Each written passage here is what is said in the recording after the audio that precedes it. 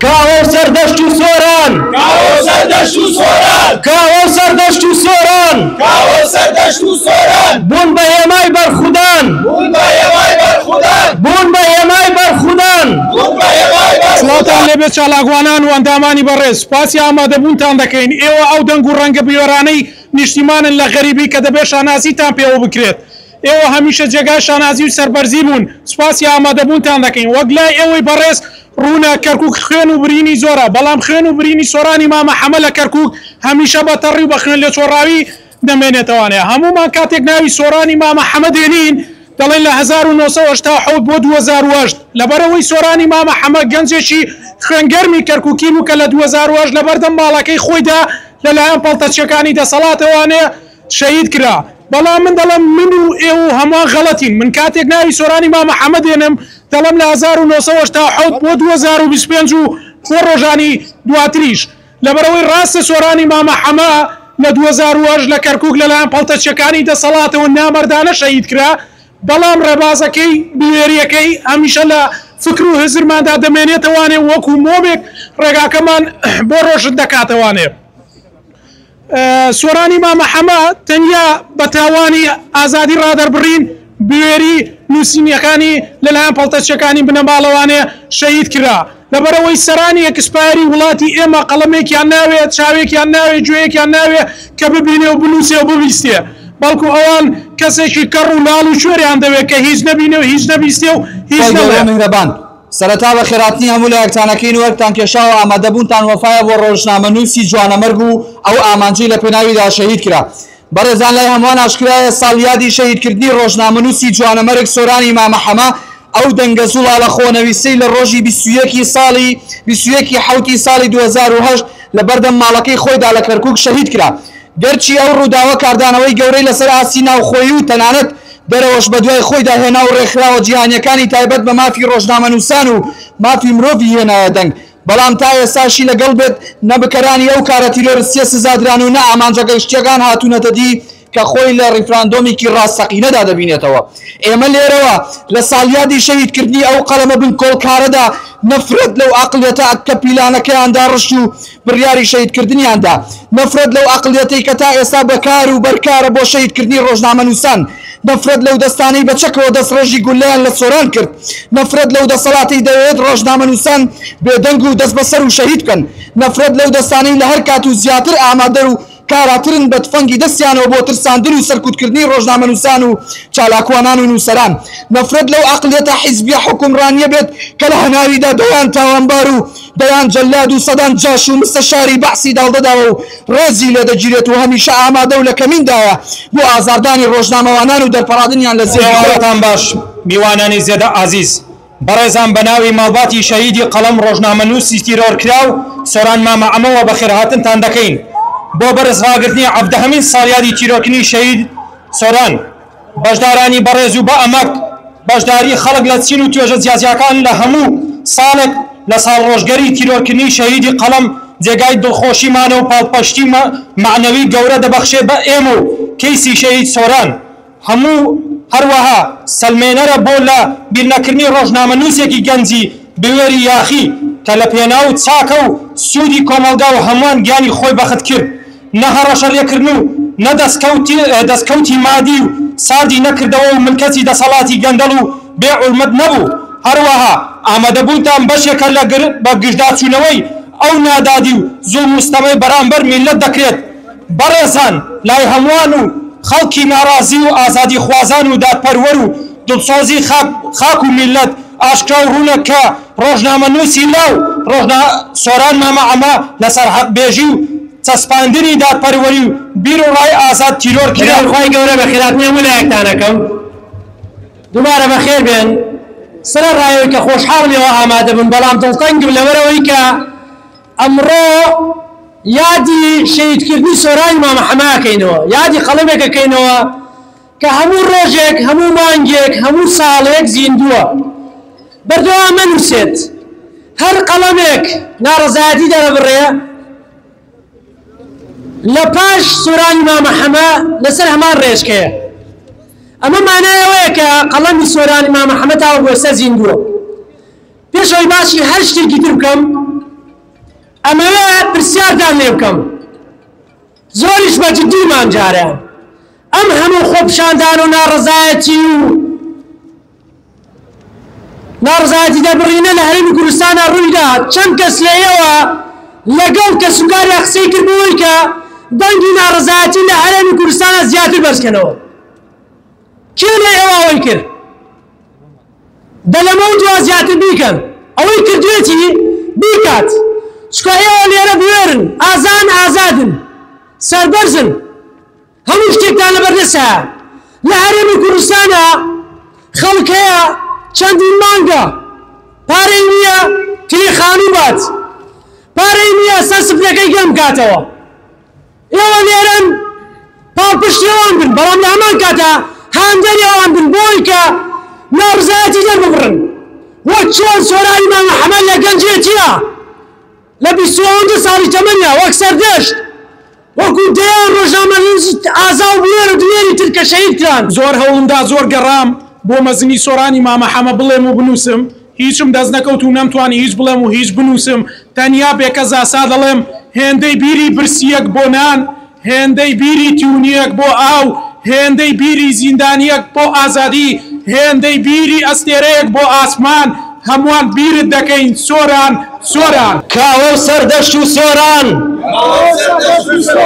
بوون بە هێمای نیشتیمان مەلاوشیاری هەولێر ئازا و نەبەرد و بوێر ناپاکانی نیشتیمان چۆن دەستان چووە خوێنیان ئەوان هیوای گەلێ بوون لەگەڵ ستەم ناکۆک بوون کاوە سەردەشت و سۆران بوون بە هێمای بەرخودان کاوە سەردەشت و سۆران بوون بە هێمای بەرخودان سەرما بەناوی خوای گەورە و میهرەبان چالاکوانان و ڕۆژنامەنووسان و ئازادی خوازان بە خێراتنی گەرمتان دەکەین گربوونەوەی ئەو ڕۆمان ڕەهەندی سیاسی جیاوازی لەخۆ گرتووە چەند ڕۆژێک پێش ئێستا لە بەرچاوی زوومی کامێرەی خۆپیشاندەرانی دەفەری باڵەکایەتی هەر هەمومان بینیمان حەسەن وەرتی بۆ چ داوایەک هاتبوو بۆ سەر شەقام بۆچی تیرۆریان کرد حەسەن وەرتی سەربەرزی خۆی کردە قوربانی تا جارێکی دیکە پێناسی حکومرانی پارتیمان بۆ بکاتەوە کە جگە لە کوشتن و تیرۆکردن و تۆقاندن و زمانی تر نازانێ بۆ گفتوگۆکردن لەگەڵ خەمی خەڵک لە ئێستادا باڵەکایەتی خوێنی لێ دەڕژێت هێزی پارتی هەڵساوە بە سەرکوتکردنی ڕۆژنامەنووس ئامانج تەنها لەبەر ئەوەی لە ڕۆژی دواتری پێشکەشکردنی وتارەکەی بۆ دەسەڵاتی پارتی چەند ڕۆژێکی تر چەکدارەکانی پارتی لە شاری هەولێر ڕێگریان کرد لە پارێزەر شوان سابیر ویستیان بیڕفێنن بەڵام هەر لەسەر شەقامەوە زۆر بە خراپی ئەشکەنجەیاندا و هەڕەشەی کوشتن و زمانبڕینیان لێ کرد بۆیە ئێمە بە توندی سەرکۆنی ئەو دەسەڵاتە قێزەورە دەکەین لەگەڵ ئەو گەنج و لاوانەی ڕێکخراوی ناکۆک لاپەڕەیەکی تری مێژووی خوێناوی ڕەشی پارتی هەڵا دەینەوە ئەویش تیرۆکردنی ڕۆژنامەنووس سۆرانی مام محەممەد کە خاوەنی هەڵگری کێشەیەکی نەتەوایەتی و نیشتیمانی و مرۆڤایەتی بوو ئەو دەیویست سەرقافڵەی خەباتی ئازادی و دیموکراسی بێ لە جەنگەڵستانی دەسەڵاتی دکتاتۆری تووڕەویدا ئەو دەیویست زۆر بەهێمنی دوور لە شکاندنی شکۆی جوانی مرۆڤ دۆستی بە جەلادەکانی بنەماڵە بڵێ بە هەڵەداسوون من بەزەیم بە ئێوەدا دێتەوە چونکە دەرەنجام مێژوو خەڵکانێک دەباتە سەر لاپەڕی زێر و حورمەتی و پیرۆزی بۆ نیشتیمانەکەی هەندێکیشان دەخاتە زەبڵدانی مێژوو گەورە و بەخشنەوە مەرەبانی ئێمە ئەمڕۆ لێرە کۆبووینەتەوە کە پێیان بڵێن هەزارانی وەکو ئەوان ناتوانن بە هیچ شێوەیەک لەم خاکە لەم وڵاتە بە هیچ شێوەیەک بۆیان نییە وەکو سۆرانی مام محەممەد ئێمەش لەناوبەرن ڕۆحی شاد قەڵم بەخوێن ڕەنگا و ڕەنگی شاری کەرکووکی داگیر کراو کاتێک دەگەین بەم بەروارە ساڵ ڕۆژی تیرۆرکردنی شەهید و لاوی قەڵەمی سۆرانی مامە حەمە یەکسەر گەنجی و قەڵەمی و کراسێکی خەڵتان خوێناوی و دێتە پێشاومان ئەوەی سەیرە لە پاش ئەو هەموو ساڵە هێشتا سۆران زیندووە و لە دڵماندا بۆیە ساڵیادی لە ساڵیادی لە یاد نەکراوی هەمیشە هەست و بەهێز بوون و لە کۆی باس و گەندەڵی و سیستەم دەکرێت سۆران بەخۆن و قەڵەمەکەیەوە لە پێش چاومان وەستاوە کە بە وشەیەک گەندەڵکاران لە قەنارە دەدات ڕێز و سەری نەواژش بۆ سۆرانی مامە حەمە و هەزارانی وەک سۆرانی مامە حەمە. سەرەتا سڵاو و ڕێزم بۆ ئامادەبوار و چالاکوان و ئازادی خوازانی هەرێمی کوردستان. ئەمڕۆ ساڵیادی تیرۆرکردنی ڕۆژنامەنووس سۆرانی مامە حەمە ئێمەی چالاکوان لەگەڵ ڕێکخراوی داکۆک ئەم ڕۆژە بۆ هەمیشە بە بەرزی ڕادەگرین بە توندی سەرکۆنەی بکوژانی ئەم کارە تیرۆریستە دەکەین داواکارین لەسەر جەم ڕێکخراوە نێودەوڵەتیەکان و وڵاتانی دیموکراسی بکوژانی شەهید سۆران بدرێن بە دادگا چونکە تاوەکو ئێستاش کە من لێرە قسە دەکەم تاوەربارانی ئەم کارە تیرۆریستیە دەستگیر نەکراون و نەدراون بە دادگا دەبێت بکەرانی سەرەکی ئەم تاوانە گەورەیە بدرێن بە دادگا بۆ ئەوەی ماڵباتی شەهید سۆران تۆزێک لە خەمە گەورەکەیان کەم بکاتەوە و ڕۆحی کاکە سۆرانی شاد بێن لە گۆڕەکەی و لە لایەکی تریشەوە پاڵپشتی خۆمان دەردەبڕین بۆ فەرمانبەران و موچەخۆرانی هەرێمی کوردستان بە توندی سەرکۆنەی ئەو زوڵم و ستەمە دەکەین دژی دواخستن و نەدانی موچەکانیان و ڕاگرتنی لەلایەن هەردوو حکومەتی عێراق و هەرێمی کوردستان. لە بەهاورانی عەزیز ئەمڕۆ 21 حوتی 2025 لە ساڵیادی شەهیدی قەڵەم سۆرانی مامە حەمەدا دوای ڕێز و نەوازش بۆ گیانی بەرزەفڕی بە دەرفەتی دەزانم لێرەوە پرسە و سەرخۆشی لە تەواوی ئازادی خوازان و چالاکوانان و دەنگی بێر لە هەر کوێکەن بکەم و سەرخۆشی ئاراسەی کەسوکاری سەربەرزی شەهیدی ڕێگای حەق کاک حەسەن وەرتیش بکەم کە لە کاتی داواکردنی مافیڕەوەی خۆیان بەدەستی جەلادەکانی پارتی شەهید کرا. بەڕێزان پێویستە هەمومان باشەمە بزانین کە ئەو ڕێگەیەی گرتومانە دژی ژوڵم و سەمکاری ڕێگەیەکی سەختە و وەستانەوە دژی دەسەڵاتێکی سەمکاری وەکو یەکێتی پارتی قوربانیدان و لە خۆبردننی زۆری دەوێ و تووشی دژواری و سەختی و تەنانە قوربانیدان بە گیان نیشمان لێ دەکەوێتەوە و هەرکی ئێمە چالاکۆوان هەرتا کۆتاییان بۆ دەسەڵاتە پاشلەی پارتی یەکێتی نییە بەڵکو بەردەوامیدان لە هۆشیاکردنەوەی تاکی کورد تا چیتر کۆیلاتی و زوڵم و ستەم لە هیچ کەس و حزبێکی تر قبول نەکەن و جارێکی تر زاڵم و سەمکارێک نەکەنەوە بەرابەر و قدوەی خۆیان. ئەرکی ئێمە مەودای دۆشخان و قۆناغبەندیە و لە هەردوو خو سەردەمێکدا بە بەرنامە و پلانی جیاواز بینەوە مەیدانی خەبات و سەرکردە بەرهەم بێنین نەوە پوستەرەوە. سەری ڕەشوو دەباشان سەری ڕەشوو دەباشان نەخۆشین بۆ کوردستان نەخۆشین بۆ کوردستان سەری ڕەشوو دەباشان سەری ڕەشوو دەباشان نەخۆشین بۆ کوردستان نەخۆشین بۆ کوردستان میلەتی کورد کە هەستان میلەتی کورد کە هەستان چۆڵی ئەکەن کوردستان چۆڵی ئەکەن کوردستان پارتی و یەکێتی و گۆڕان پارتی یەکێتی و گۆڕان کوردستانیان هەڵتەکان کوردستانیان هەڵتەکان پارتی یەکێتی و گۆڕان پارتی یەکێتی و گۆڕان کوردستانیان هەڵتەکان کوردستانیان هەڵتەکان وەرتێ باڵەکایەتی وەرتێ باڵەکایەتی وەرتێ باڵەکایەتی وەرتێ باڵەکایەتی یەکەمی ئازایەتی یەکەمی ئازایەتی نەفرەت لەسەر کردەکان نەفرەت لەسەر کردەکان جاشی تورک و ئەردۆغان جاشی تورک و ئەردۆغان نەفرەت لەسەر کردەکان نەفرەت لەسەر کردەکان جاشی تورک و ئەردۆغان جاشی تورک و ئەمڕۆ ئەردۆغان 17 ساڵی تێپەڕ دەبێت بەسەر تیرۆرکردنی ڕۆژنامەنووس سۆرانی مامە حەمەدا بەڵام هێشتا بکوژانێ دەستگیر نەکراون بە سزای یاسایی خۆیان نەگەیشتون. دەسەڵات بەرپرسیاری سەرەکی تەوانە دەسەڵات بەرپرسی سەرەکی ئەم تەوانەیە سۆرانی یەکەم کەس و کۆتا شەهیدی ڕێگای ئازادی نییە بەڵکو لە دوای سۆران چەندین ڕۆژنامەنووسی دیکە هاوشێوە سەردەشت عوسمان و کاوەگەرمیانی و وەدەت حسێن و مامۆستا وشیار و دەیان کەسی دیکە ڕۆبەرۆی تیرۆرکردنی بوونەتەوە. ئێمە وەکو ڕێکخراوی داکۆک ئەو یادە بەرز ڕادەگرین و بکوژانی شەرمەزار دەکەین. ئەی چەکداری بێنان واو ئەی کۆی لێ ژێر دەستی ناپیاو لەبەر دستە قاقیلم بیرت نەچێ من ئازادیم من ئەو خۆرم ئەم ڕۆژ دەبێ ڕۆژێ هەڵدێم من شۆڕشی زگی برسیم دژی جەلادی سەر کورسیم ئاگرم بۆ گەلەس بکەم لای بەشخوراوی خاکم لە لولەی تفەنگ دەباکم ڕۆژێ سەری سەرۆکتان دەکەمە ژێر پێم کەروڵاڵێکی دەموچەم محتاجی کۆڵان و کوچان چیتر درۆ ناگاتەگوێم گوێ بگرن لێم من ئێوەنیم لە جەنگ هەڵبێم گەر بمکوژن گەر بمبڕن لەژێر خاکەوە بۆتان دێم لە هەر کێبم هاوارەکەم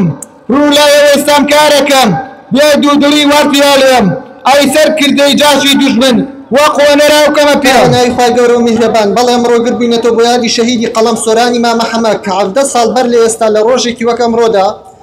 بەدەستێکی ڕەشی پیس لە ماڵەکەی خۆی لە بەدەست ڕێژی گولە دەکوژرێەوە کاری کوشتنەکەشی تەنها ئەوە بە کە چالاکوان و ڕۆژنامەنووس بۆ ڕەخنەی لە دەسەڵاتی دز و مافیای کوردی گرتووە گەندەڵی بۆ خەڵکی بەیان کردووە بەر لە 2 مانگ لە کوشتنی سۆران هەڕەشەی کوشتنی لێکرا بوو بەداخەوە تا ئێستاش بکوژاین سۆران دەستگیر نەکراون دەسەڵاتی خۆسەپێنی پارتی و یەکێتی هەر کەسێک دزی و گەندەڵیەکانی ئاشکرا بکات دەستڕێژی دەکەنە سەری و ئەشکەنجەی دەدەن یانیش دەیکوژن نمونەش زۆرن یەکێک لەوانە شوان سابر کە لە چەند ڕۆژی ڕابرد و هێرش کرا سەری و بەتوندی ئەشکەنجەدرا لەلایەن کۆیلە و چەک بەدەستەکانی دەسەڵات هەڕەشەیان لێی کرد گەروازنەیە نێ دەیکوژنوە لە هەفتەی ڕابرد و خۆپیشاندەرێک بە ناوی حەسەن ڕەحمان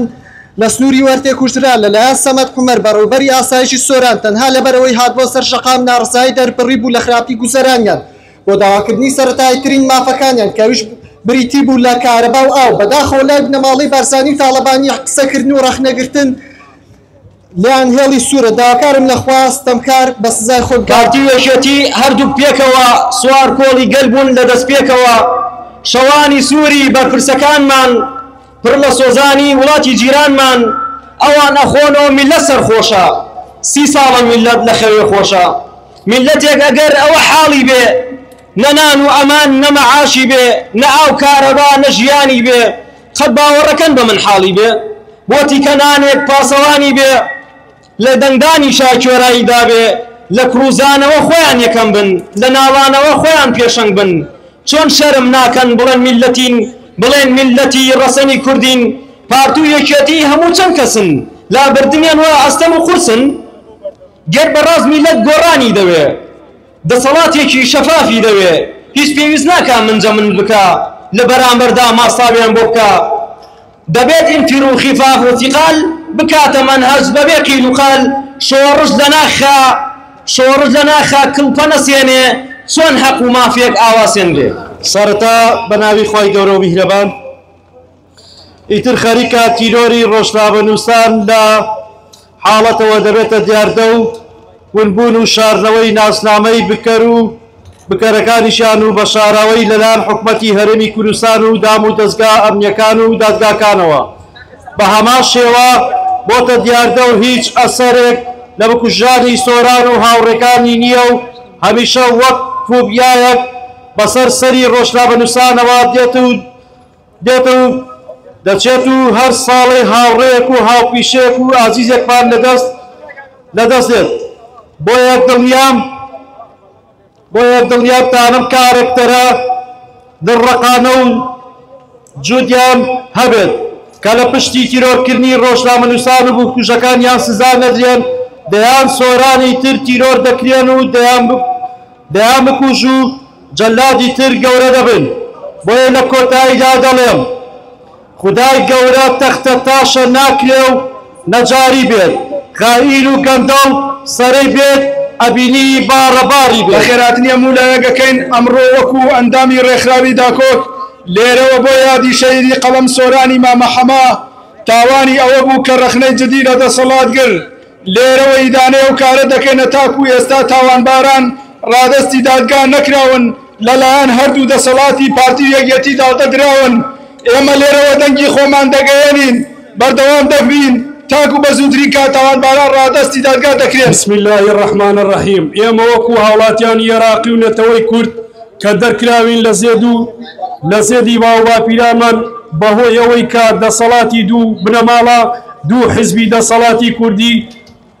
ناتوانین داوای مافەکانی سەرەتایەکانی خۆمان بکەین. دوو حزبی دز و سەر و سامان و نەتەوەی بۆ خۆیان و بۆ بنەماڵەکەیان و هیچ هاوڵاتیەک ناتوانێت بە ئازادی داوای مافی خۆی بکات و ئەگەر بێت داواش بکات حزبی یەکێتی پارتی بەدزی و بە شێوەیەکی خراپ ڕوبەڕوویانە بنەوە یا بە ئازادانی و یا بە زیندانی کردنیان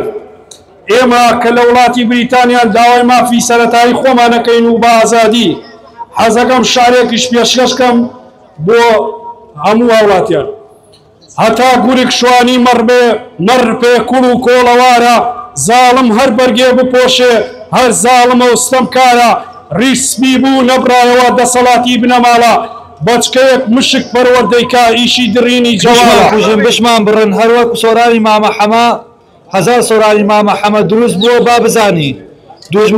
دوژمن قەڵام بەدەستم بۆیە حاتان ئاها جوانە هەموو ڕۆژێک لێنەی کۆلە دەگەڕێ بەسەر وڵاتانە بێ ئەمەک و گوشە خۆرن زۆر هیچ و زۆر بۆرن قەڵەمی ئازادی دەشکێن گۆڕ بە خۆتان دەلەخشێنن کوردستانتان گشت ئاڵان کرد میلەتتان تەواو ڕسوا کرد ژیان بۆ میلەت سەخت دەکەن گەنجان لە وڵات بەدەر دەکەن بە ڕۆژ بە شەو بە ئاشکرا دەکوژن منداڵ بێباوکەن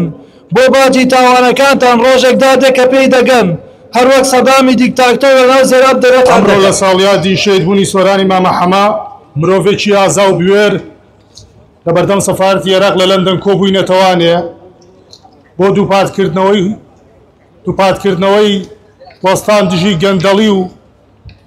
زوڵم و زۆری یەکێتی و پارتی کە دووپاتی بکەینەوە لای ئێمە هێڵی سوور نییە هیچ کەسێ لای ئێمە مقەدەس نییە حەزەکەم پارچە شعرێکیشتان پێشکەشکەم بێناز و خاڵین بیرەنەوتەکان هەمویان دۆشی حیزبە چەوتەکان یەکێتی و پارتی گەندەڵ و دزن میلەتیان دۆشی هەروەکو بزن حکومەتی کوردی ڕسوای زەمانە ئەوەی قیمەت بێ ئەوانیانە مەبەستن سەرکردەکانیانێ ئاخیری خێر بێ حکومەتی کوردی هەروەکو پەموو یەکسەر بابردی ڕوڕەشی بۆ سەرانی بنەماڵەی بارزانی تاڵەوانی سەرە گەورەکانیان لەبێ لە حەفدامین ساڵیادی شەهیدکردنی سۆرانی مامە حەما ئێمەم کۆبوونەوەیان ساز کردووە و دەڵێن بە کوشتن و تۆقاندن و ترساندن و هەڕەشەکردن ناتوانن قەڵەم بەدەست و دەنگی ناڕازی و ئازادی خوازان بێدەنگکەن لە ساڵی 2008 واتە 17 ساڵ پێش ئێستا دەست ڕێژێکی گولە ئازادی خەڵدانی خوێن کرد دەست ڕێژێکی گولە قەڵەم بەدەستێکی بێدەنگ کرد بۆیە پێویستە لەسەرمان هەر کەسە و لای خۆمانەوە درێژە پێدەری ڕێگاکەی بین بۆ ئەوەی خوێنی سۆرانی مامە حەمە بەزایە نەڕوات